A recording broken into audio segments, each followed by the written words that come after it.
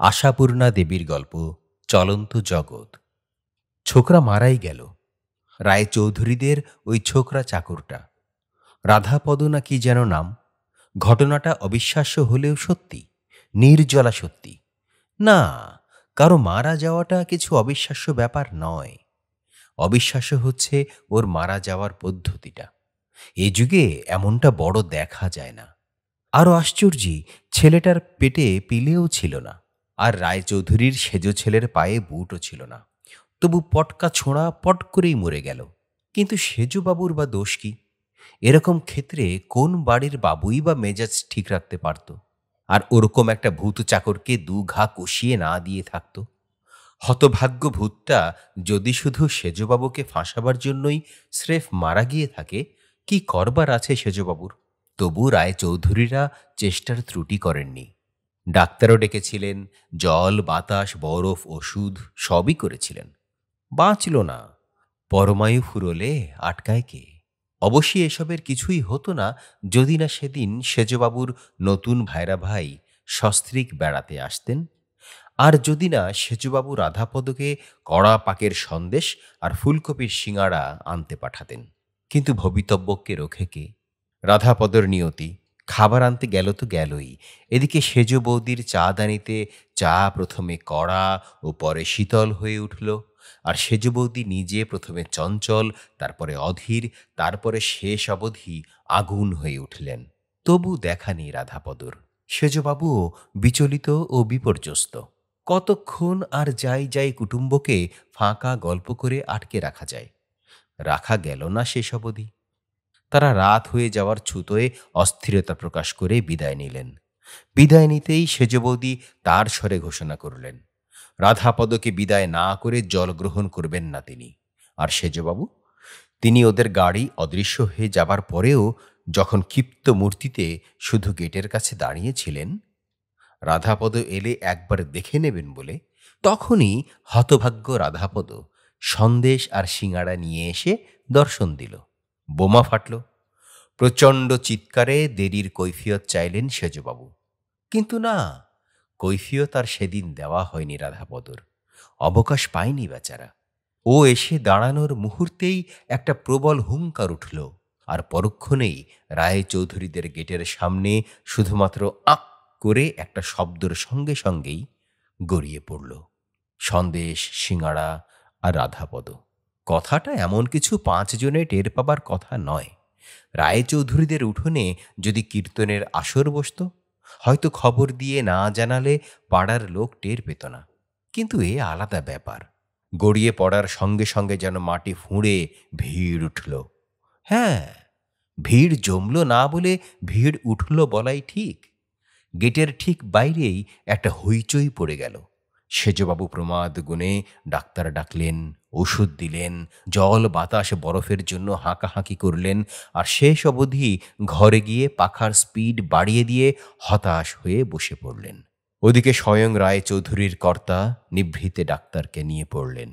অবশ্যই দরকার খুব ছিল না। ডাক্তার সেজকর্তার বন্ধু, অতএব স্বাভাবিক মৃত্যুর মরা রাধাপদ স্থানীয় সৎকার সমিতির সদস্যদের কাঁধে চড়ে চলে গেল শ্মশানে। আশপাশের আর সামনের যত বাড়ির বারান্দা ছিল, সেখানে ছবির মিছিলের মতো একটা স্তব্ধ জনতা নিথর হয়ে দাঁড়িয়ে দেখল। এই তো ব্যাপার। যা হবার হয়ে গেছে বলে মনকে সান্ত্বনা দেয়াও হয়ে গিয়েছিল। কিন্তু গোল বাঁধল পরদিন সকালে। কোথা থেকে পাগলের মতো উদ্ভ্রান্ত বেশবাসে ছুটে এলো রাধাপদর বাবা নিতাইপদ। নিতাইপদ গেটের সামনে মাথা খুঁড়ে, চুল ছিঁড়ে, বুক চাপড়ে এমন একটা ভয়ঙ্কর শোরগোল তুলে কাঁদতে শুরু করল যে তখনও পাড়ার আর কোনো বাড়ির বারান্দা ফাঁকা রইল না। বুঝতেও বাকি রইল না কারো কিছু। বুঝবে না কেন? পাড়াটা হচ্ছে যে এক্কেবারে সভ্য ভব্য শিক্ষিত লোকের পাড়া। তাছাড়া দু সারি বাড়ির মাঝখানের রাস্তাটা মাত্র 20 ফুট চওড়া। রাস্তা সরু হোক, পাড়াটি ছবির মতো সুন্দর, শৌখিন। প্রায় সব বাড়ি গোল বারান্দা, লোহার গেট, গ্যারেজ আর মোজেক মেঝে শোভিত। নতুন পাড়া বলতে গেলে অবসরপ্রাপ্ত উচ্চ রাজ কর্মচারীদের বার্ধক্যের বারাণসী। শুধু রায় চৌধুরীরাই নাকি প্রাক্তন জমিদার? নইলে সামনের উনি প্রাক্তন জজ, তার পাশের উনি প্রাক্তন আইজি, এ পাশের উনি শেষতক কিছুকাল এসডিও ছিলেন, আর ওধারের উনি প্রাক্তন হয়ে যাননি, এখনো হাইকোর্টে প্র্যাকটিস করেন। ওরা, ওদের ছেলে মেয়ে বউরা সব কিছু দেখলেন গোল বারান্দায় বুক ঝুঁকিয়ে ঝুঁকিয়ে। গতকালও দেখেছিলেন, চাপা একটা সন্দেহে গুলতানিও করেছিলেন সবাই। আজ সবটাই স্পষ্ট হলো। সারা পাড়ায় একটা ধিক্কার ছিছিকারের চাপা ঝড় বইতে লাগলো। ওদিকে রাধাপদর বাবা বুক চাপড়ে চাপড়ে বুকে কাল শিরে পড়াতে লাগলো। কথায় বলে, অনাথের ভগবানই সহায়। কিন্তু অনাথের ভগবান বোধ করি অনাথের বেশেই আসেন। পাড়ায় বস্তি নেই, তবু কোথা থেকে কতগুলো বস্তির ছেলে ছোকরা এসে জুটে গেল রাধাপদর বাবা নিতাইপদর আশেপাশে। নিতাইপদকে চাঙ্গা করে তুলল ওরা, রক্তের বদলে রক্ত চাই মন্ত্রে।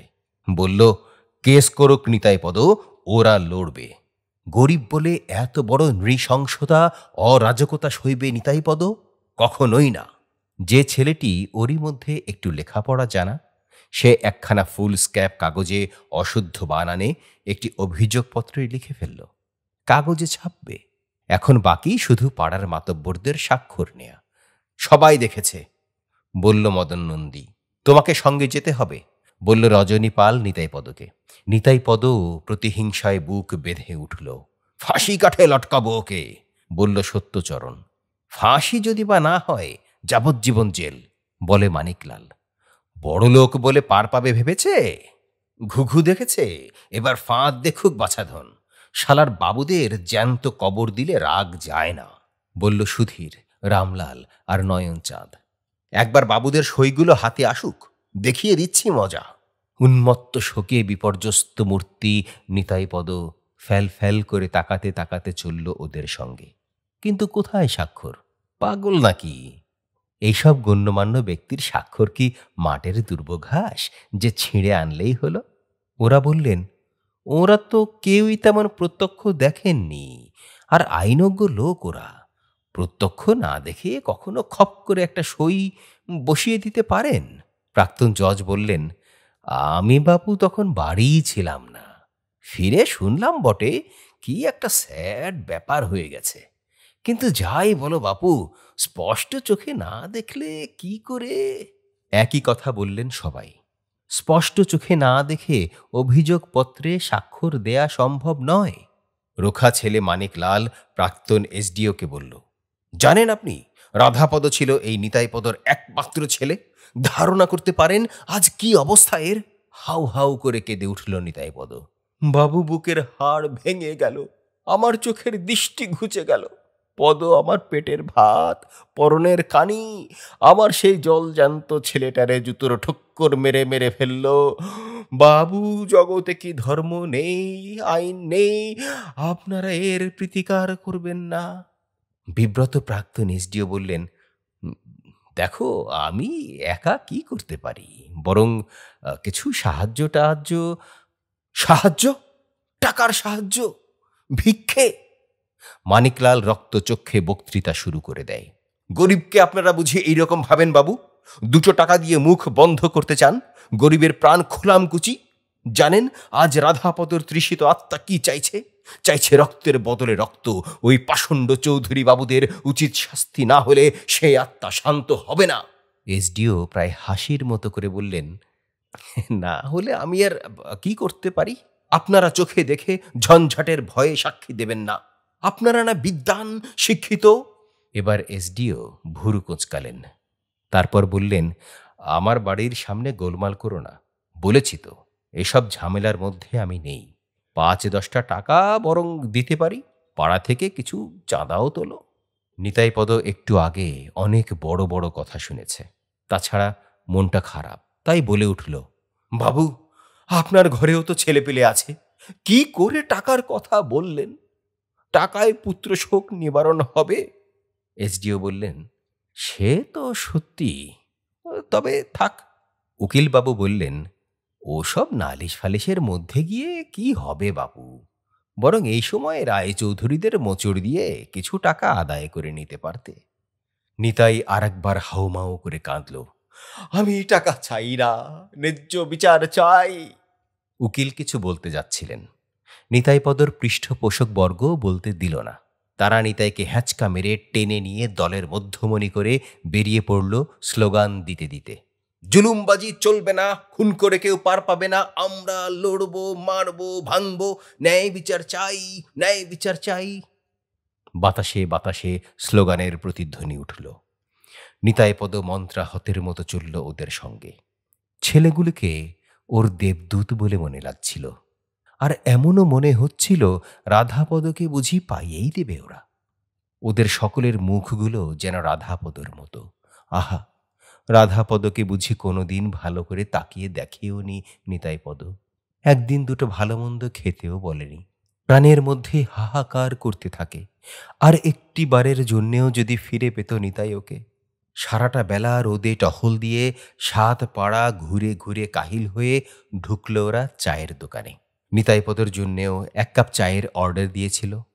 নিতাই হাউমাউ করে কেঁদে বলল, গঙ্গায় একটা ডুব দিয়ে আসি বাবু। সে তো আমার ছেলে ছিল না, বাপ ছিল। আমি তার ছেলের কর্তব্য করি। ওরা একজন ডাবল কাপ খেয়ে নিল। রাধাপদর মৃত্যু কাহিনীটা যদি বানানো গল্প হতো, তাহলে হয়তো গুছিয়ে ভালো মতো একটা পরিণতি খাড়া করা যেত। কিন্তু বানানো নয়, নির্জলা সত্যি।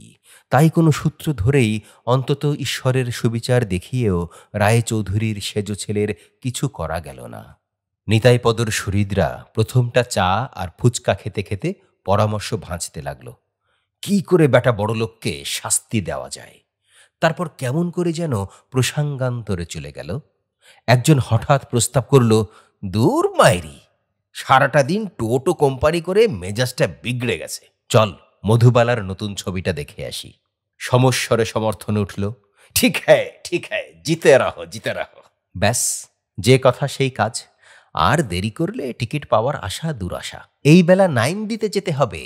নিতাইপদ মুছে গেল ওদের পটভূমিকা থেকে। না, না যাওয়াই আশ্চর্য। কোথায় মধুবালা আর কোথায় নিতাইপদ? নিতাইপদ কদিন ধরে কেঁদে কেঁদে বেড়ালো, কিন্তু তার উৎসাহদাতাদের টিকিটিও দেখতে পেল না।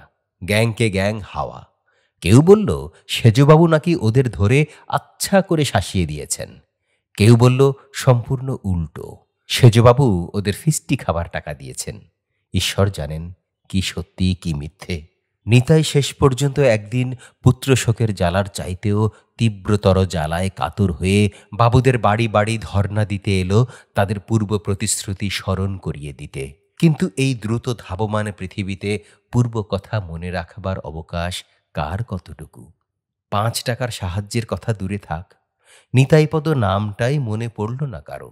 চেনা করাতে হলো রাধাপদর পরিচয় দিয়ে, কিন্তু রাধাপদর নামটাও যেন আর এখন কারো সহ্য হলো না। কেউ কেউ তাড়াতাড়ি একটা আধটা সিকি আধুলি ফেলে দিয়ে ভারী মুখে বললেন, এর বেশি পারবো না, অন্য বাড়ি দেখো।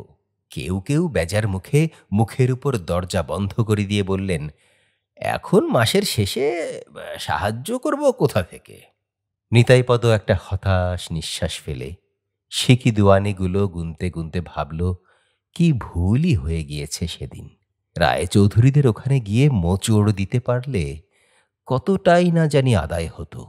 যতই হোক ওরা বড় লোক, ওদের হাত ঝাড়লেও পর্বত।